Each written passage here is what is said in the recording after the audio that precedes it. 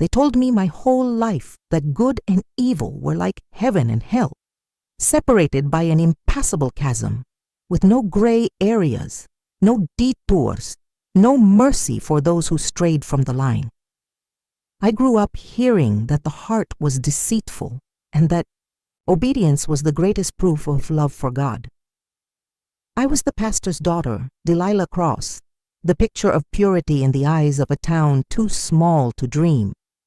I knew what to wear, how to speak, where to sit, and when to smile. It was always, "Yes, sir," and "Amen, Mama," even when my stomach churned at the pretty words that hid judgments disguised as prayers. But everything changed that night when my car broke down on the road, and I saw him. Standing there, with bruised knuckles, torn clothes, and a look that didn't beg for help, it defied. He didn't ask me for anything. He just stood firm, like someone expecting the worst. And maybe that's what made me stop. Because there was something in that silence that reached me in a way no sermon ever had. When our eyes met, I didn't see the criminal everyone feared, the man from the stories whispered in the church pews. I saw a broken man carrying more pain than sin. And without knowing why, I opened the car door. He hesitated for half a second. Then he got in. And there, in the creak of the seat, in the smell of sweat and dried blood, in the heavy silence between us, something in me crumbled. It wasn't passion, it wasn't compassion. It was as if, for a brief moment, God had stopped watching me. And for the first time I could breathe without guilt. It was there, on that dusty, forgotten road, that I began to betray everything I'd been taught. And I didn't regret it for a single second. He didn't say my name. He didn't ask what I was doing there, driving alone so late, in a cotton dress still wrinkled from the prayer vigil I'd left behind. He just sat in the passenger seat, as if he were used to entering people's lives without knocking. His smell was strong, sweat, smoke and dust, but for some reason it didn't bother me. I drove in silence for miles, feeling my heart pound so loud it seemed to fill the entire car. He didn't say anything either. He just stared ahead, his dirty fingers resting on his knees, his breathing heavy, as if every second outside hiding cost him more than time. It cost his very soul. "Your name," I murmured finally, trying to control the tremor in my voice. He turned his head slowly, studying me like I was a puzzle that didn't make sense. "Don't you want to know if I'm dangerous first?" The question cut the air like a blade, but I didn't look away. "I already know you are." He gave a crooked smile without humor, without pity. "Isaiah." And he turned back to the window, as if that name no longer had an owner, as if he himself didn't know what was left of him. I should have dropped him off in the next town, as we'd agreed. But when we reached the junction, he hesitated. And I did the unthinkable. I kept driving. I passed the turnoff. And I took the Bandit to a church safe house. Locked, empty, forgotten. I had the key. My father trusted me to manage that place, thinking I used it for prayers and charity work. That night, I used it to hide a wanted man. And when I closed the door behind me, with him lying on one of the old sofas in the living room, I realized something had changed. For the first time, someone needed me, not the perfect daughter, the exemplary disciple, the untarnished image they'd molded, but me, Delilah. And for the first time, I felt alive. The days that followed were a battle between fear and the desire not to turn back. I brought food in secret, cleaned his cuts with gauze and silence. Isaiah spoke little, but when he did, his words lingered. There was a wound in him deeper than the scratches on his body, and I felt that without realizing it, I was starting to carry part of that pain too. He looked at me as if he saw who I really was behind the modest clothes and memorized verses, and I looked at him as if every scar was a story the world refused to hear. It was on a stifling morning, smelling of wet earth and a sky still heavy with clouds, that things began to spiral out of control. The town woke in an uproar with news that Isaiah, now branded a dangerous fugitive by local radios, had been spotted nearby. A quiet police operation began. My father commented over breakfast, between sips of black coffee and Bible pages, that sinners are growing bolder, and that it was our duty to keep faith strong while evil prowled the town's doors.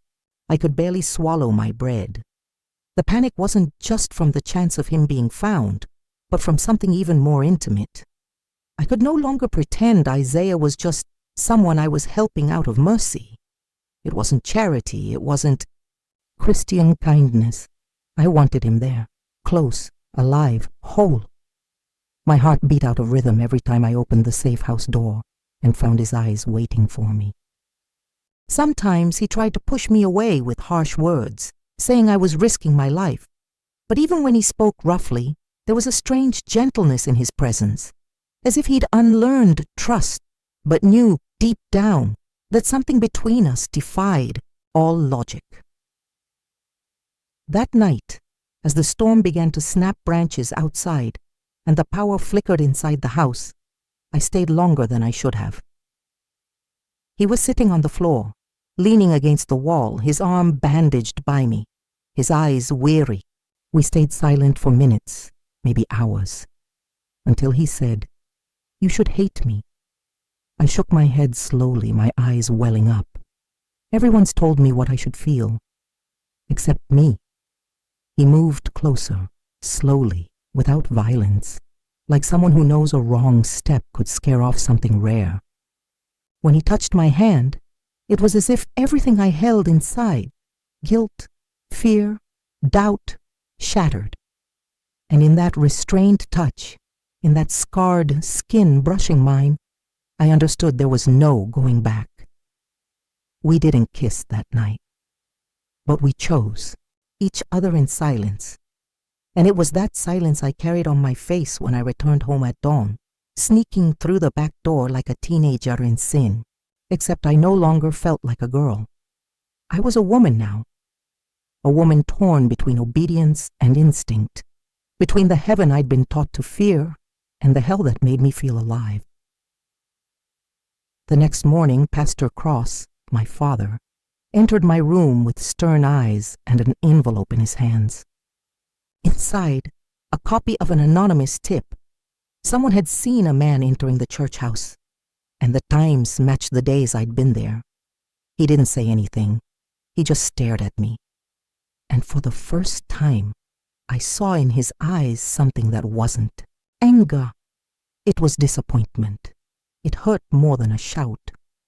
And that's how Act 1 ended, with the weight of a secret about to turn into a storm. My father didn't need to say anything, the way he held the envelope, the way his eyes fixed on me in silence, the way the air in the room seemed to press between us. It all spoke louder than any sermon. He left the envelope on my desk and walked out, closing the door carefully but with a weight that screamed inside me. I sat on the bed, my heart racing, hands trembling, face flushed, as if all my shame were laid bare to the world. But there was something stronger than fear, something that refused to back down, even in the face of guilt. Because while everything in me said I was about to lose it all, my name, my family, my faith, there was a part that said, "You're finally being who you are." The days that followed were like walking on broken glass. Every glance I got in town, every handshake at the church door, every visit from the congregation's women felt laced with suspicion. There was no solid proof against me, but a whisper was enough for faces to start closing off. My father didn't bring it up again, but his coldness cut deeper than any rebuke. He began watching me from a distance, as if waiting for me to confess, to beg forgiveness, to fall to my knees, asking to be restored. But I couldn't, not out of pride, but because, deep down, I wasn't sorry. I kept seeing Isaiah, now more cautiously. He tried to push me away, saying it was better for me, that the police would soon circle back, and if they caught me with him, the consequences would be more than I could bear. "You can still walk away, Delilah," Pretend nothing happened. Live your clean, pretty life like they expect you to. But when he said that, it was like he shrank inside, as if each word was more to shield himself from me than the other way around. I saw the pain in his eyes, not just from the situation, but from feeling unworthy even of being loved. And that's when I knew. It wasn't just desire. It was love. A love born in the mud, in the wreckage, in what no one wanted to see. And it was also when I felt, for the first time, that to be with him, I'd have to stand against the world. The nights became our only freedom, hidden on the margins of everything between words that barely knew how to form. He told me fragments of his past, his older brother killed by a corrupt cop, his mother driven mad by grief, a life that tossed him from one corner to another until he stopped begging for mercy. Isaiah wasn't a bandit by nature. He was a bandit by consequence. And the more I learned his story, the more I saw the failure of the world I'd spent my life defending. A world where only some deserve redemption, where the pastor's daughter must forgive everyone's sins except those of the man she loves. But peace didn't last long. One stifling afternoon, I found a note with no sender in the church's mailbox. We know. Take care of what's yours before others do it for you. My blood ran cold. The note wasn't just a threat. It was a clear warning. They were closer than we thought. And for the first time, I felt the danger wasn't just a risk. It was inevitable. The note burned in my mind like an omen. In the hours that followed, every step I took seemed to echo louder, as if the world were lying in wait. I went back to being careful with my gestures, my timing, my smiles. But inside, something had changed, forever. Fear no longer paralyzed me. It just reminded me what was at stake. And still, I kept going to him. Because leaving Isaiah now wasn't an option. It would be like denying my own blood, like ripping out my heart and pretending it was never there. That night I arrived at the safe house with my nerves on fire. He was sitting on the old mattress, sweating, hands clasped between his knees. His eyes were down, and when he saw me, he took a moment to speak. "Are they pressuring you?" I whispered. He nodded, jaw tight. An old friend stopped by, said, "The police are tracking me through the people I've been in contact with. That includes you, Delilah." He'd never said my name like that before, with so much weight, so much pain. "I can handle it," I replied. But he stood slowly, crossed his arms, and looked straight into my eyes. "But I can't handle watching. You destroy yourself for me. You have a life. I'm a lost cause."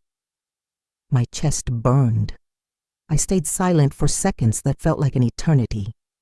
Then I said, my voice breaking, "You're not a lost cause, and I'm not changing because of you.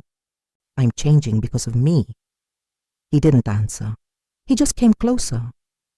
For the first time, not with hesitation, but with resolve. The kiss happened as if it had been dreamed 1,000 times. Heavy, broken, messy. There was no perfection. There was urgency. There was surrender. As if we knew it might be the last time. As if the world were about to collapse, and we wanted, for just a moment, to taste freedom. The next morning, I couldn't find him. I went back to the hideout 3 times. Nothing. His clothes were there, the mattress disheveled, the water bottle half full, but no sign of him. And then I realized he'd left for me, fled, vanished, buried himself in the world again, just to spare me the weight of his presence. But it was too late. He was no longer a shadow in my life. He was the fire that had set my soul ablaze. And even if I never saw him again, I'd never be the same. In the days that followed, I was called by the church leadership. They told me it was time to reclaim my place, that the community needed the old Delilah, that we had to bury the rumors with prayer and repentance. I sat before them head held high and listened to every word as if I were on trial. And when they finished, I said, "The old Delilah doesn't exist anymore," and I didn't ask. Permission to be born again. The words left my mouth before I could measure them, and when they echoed in the silent room, I realized I'd just sealed my fate. There were no shouts, no open accusations. What came was worse. The silence only exclusion can produce. From that moment, I stopped being the pastor's daughter and became the fallen girl, the disobedient one, the one who strayed. The news spread faster than any blessing I'd ever received. The looks on the street changed. Doors began closing subtly. The congregation's women stopped smiling when they saw me. And my father started treating me like an absence. He didn't fight. He didn't cry. He just erased me, like tearing a page from his own story. But what no one knew was that Isaiah had left something for me. In the back of a drawer in the safe house, inside a rusty metal box, I found a note, a hand-drawn map, and an old photo of a woman with sad eyes, his mother. The note was short. "If you want to find me, follow the silence, and don't look back." The map led to a forgotten village among dirt trails and low mountains, a place even the newspapers didn't cover. And somehow, I knew he was there, hiding from the world, trying to protect me with distance. But he didn't know the world he wanted to shield me from was no longer mine. I'd left it the day I chose to love someone no one else deemed worthy. The journey was made in secret. I wore plain clothes, took only what I needed, shed the jewelry and appearances. I felt fear, yes, but it wasn't the same fear as before. It was a fear that walked hand in hand with courage, the two sharing space inside me like siblings at war. When I reached the village, I was met with closed faces, suspicious glances. But showing the photo of the woman was enough for an old lady to point silently to a small house at the end of the stone road. When I knocked, he took a while to answer. And when he did, he took a while to believe. He was thinner, more clean-shaven, quieter. But his eyes were the same. He didn't say my name. I didn't say his. He just hugged me. And there, between the weight of what we'd lived through and what we didn't yet know we could live, I understood that the end of the world doesn't come with fire or brimstone. It comes with choosing to love someone and not running from it. He hugged me as if he'd waited for it his whole life, and at the same time, as if he were certain he didn't deserve it. His arms wrapped around me carefully, like touching something sacred and dangerous. For a moment, there was no time, no town, no church, guilt, or sin. There was just us, whole and wounded, trying to fit in the same silence. When we finally sat, his eyes filled, but he didn't cry. Isaiah was the kind of man who'd learned to swallow his tears until they turned to stone inside. I, on the other hand, cried, not from sadness, but because I never imagined surviving the end of everything could hurt so much. That night, he told me why he'd disappeared. He said he'd heard rumors of an ambush being planned, that someone close to my father had bucked the safe house, that there were unofficial orders to neutralize any threat to the church's image, and that included the man I chose to love. Isaiah fled to protect me, but the world he came from never forgets a face, never forgives an escape, and now, even in that hidden corner, he knew he was living on borrowed time. "I don't want you to lose yourself trying to save me," he whispered, his voice breaking. "But losing myself was the only way I found myself," I replied. We decided not to go back, not out of cowardice, but because what we left behind was no longer home. The pastor's daughter had died in me. The town's bandit no longer existed in him. What remained were two people trying to rebuild themselves from the shards of what they once believed. We lived simply, basic food, a shared bed, old books, and a radio that only worked when it felt like it. But there was peace. A peace that hurt sometimes. It was so different from what we'd been taught to expect. And still, we knew that bubble had an expiration date. The world doesn't forget those who disobey, especially when the sin is loving what's forbidden. It was on a cold morning, with the mountains cloaked in mist, that we learned they'd found us. An old trucker, a friend of Isaiah's, ran to us saying armed men with badges that showed no names were on their way. They'll take you out one by one. Isaiah wanted me to run, said he'd hold them off, that he'd prepared an escape route for me. But I didn't come this far to run again. I looked into his eyes, held his face with both hands and said, "If the whole world comes, let it come. I didn't come to be saved. I came to stay." And we stayed. They came, but we didn't kneel. Isaiah surrendered with his head high, like someone who knows the truth is heavy but freeing. I was taken as an accomplice, a traitor to faith, a public sinner. And still, as they put us in separate cars, he smiled at me for the first time, without pain in his eyes. "You freed me, Delilah." I just smiled back, because he freed me too, not from the world, but from myself. 3 years have passed since that day. The town carried on as always. Sundays packed at church, gossip in the bakeries, eyes that prefer not to see what challenges their certainties. My name became synonymous with deviance. My father never spoke it in public again. To them, I died. And in a way, I did. But what rose in place of that obedient girl was something no one could bury. Isaiah served a reduced sentence. A hasty deal to keep his name out of the press revealed what everyone knew behind closed doors, that there was a web of manipulation, that the hunt for him was more political than legal, that my involvement only sped up the embarrassment of many. He left prison as he entered, whole on the outside, cracked within, but free. Free from a story they tried to impose on him, free from the weight of carrying it all alone. Today we live far from the town where it all began. We run a small bookstore that doubles as a community center. Books, strong coffee, broken people who arrive in silence and leave with a bit more hope. Sometimes Isaiah still wakes in the night, sweating, muttering names from the past. I don't wake him. I just hold his hand until the fear passes. And when it's me who cries, he doesn't say anything. He just holds me until I can breathe again. We never married officially. We didn't need to. Our love kneels to no one. It was born in the dark, grew in silence, and bloomed among ruins. It's the kind of love that doesn't fit the molds we were taught, but it's ours, and it's real.